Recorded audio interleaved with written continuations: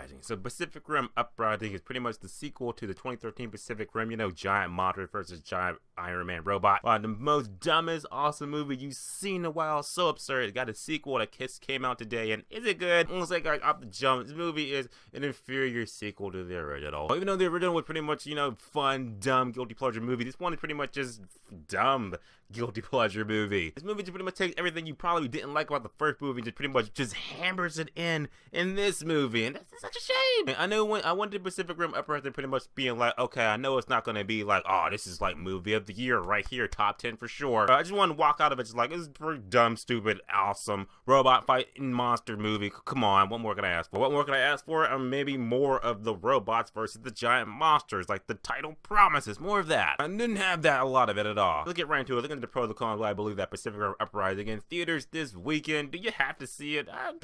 If you like the first movie, then you might want to be curious about this one. So here we go, let's talk about it. The acting in the movie, John Boyega, he's like the star of this movie. He's gonna be the only one you know, remember, because you watch Star Wars. So yeah, John Boyega. Okay, he was good in the movie, I liked him, he was charismatic, he was snarky and shit like that. He was a character I was like, oh, he's the one following along this journey and shit. I liked him. Everybody else in the movie, I don't know their names. Don't know. There's literally a point in the movie where one character like actually died. I was just like, I don't even know his name, so I don't care. Charlie Day from It's Always Sunny in Philadelphia. He's in the movie. He's back, and he's, you know, quirky and weird and crazy. So there you go. But he's not even in the movie a lot either. But they really cut his screen time a lot in this too. The overall act of the movie, it's just forgettable. It's just a lot of people who are just doing their jobs, doing them functionally, and there you go. That's all we know. Plot in the movie, more or less, the movie takes place 10 years after the events of the first movie, so of course, you know, 10 years, the monsters have been gone, the three cities have been rebuilding themselves, and they've been building more Jaeger because they feel like the monsters are going to come back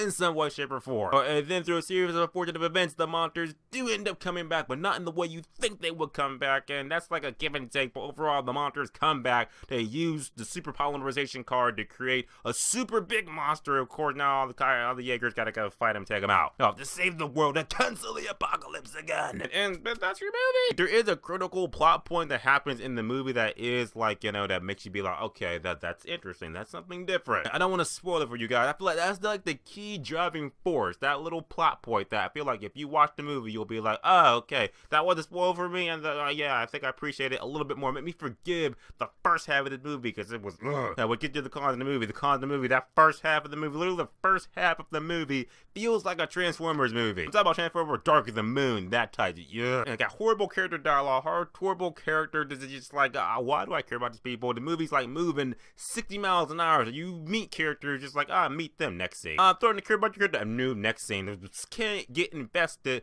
with these people. I literally was watching, I'm like, what is this Pacific Rim Ender game? Because the first half of the movie got all these cadets and shit that's training, you know, to be the next Jaeger pilot. It's just like, this feels like Ender games, not in the good way. I'm here to see giant robots fight giant monsters. What I want to see. And we do see that in like the last 20 minutes of the movie, and that's pretty much all that from the trailer. The trailer verbatim, it was just like, oh, okay, the monsters are dick slapping each other, the robots and shit like that, hitting cities. And then through a series of events, they form together to make this super big monster, and you know, it fights them a little bit, and then it goes off to do its plot thing. And then Gypsy Avenger takes it out, and then boom, and then the movie just wraps up. Literally wraps up like that. Gypsy Danger destroys the thing, then credit. And it's like, well, it's over. Well, it came out just as fast as it came in. Now, pros of the movie, I will say that, you know, the giant monsters and everything, the giant robots, when they are on screen, they are amazing to watch. When they're kicking ass, that was pretty cool. When they're like slicing each other in half and shit, and he's using a wrecking ball, and it's just like, oh shit, and shooting plasma cannons, you're like, oh, this is the cool shit. This is what I love from the first movie.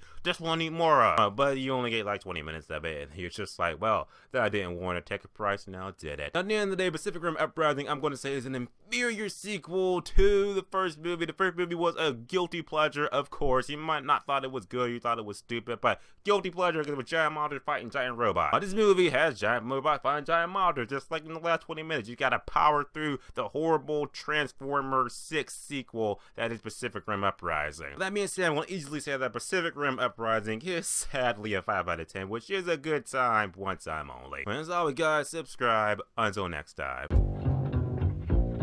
Here they come.